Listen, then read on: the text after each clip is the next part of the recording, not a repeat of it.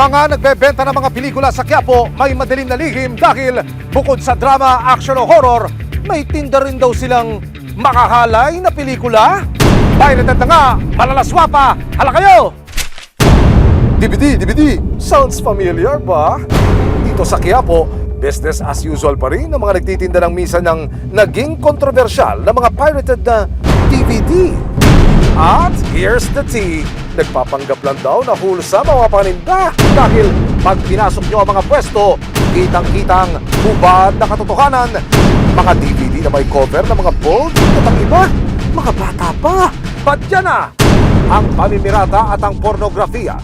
Labis na ikinababakala ng Optical Media Board o OMB, ang ahensya ng gobyerno na namamakala sa pagpoproduce at pagdidistribute ng media sa buong bansa.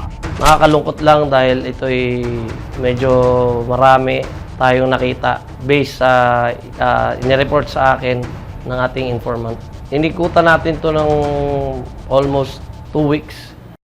Ang inaalala ng OMB, kahit minor de edad, pwedeng bumili ng mga pornografiyang inaalok ng mga tindahang ito sa Quiapo. May informant tayo na nag-report at nagkaroon tayo ng information regarding sa mga batang bumibili ng mga porn videos. Kaya naman agad silang nakipag-ugnayan sa Philippine National Police para matigil na ang pagbebenta ng mga ito. Sinadya natin ang punong himpilan ng Manila Police District Headquarters dito po sa UN Avenue, Manila. Sa likuran nito ang opisina ng CIDG Manila, ang operating unit ng raid na ito. Sila na ho mismo ang mag-explain sa atin ng mga detalye ng naturang operasyon. Immediately, nag-form tayo ng team together with the Office of the Optical Video Board and binalidate natin. Nagpasama din tayo doon sa barangay, nagtanong-tanong tayo. And we have spotted na isang maliit na mga mall doon, which is previously ay na-raid na rin yata ito. Mga pirated DVDs and CDs.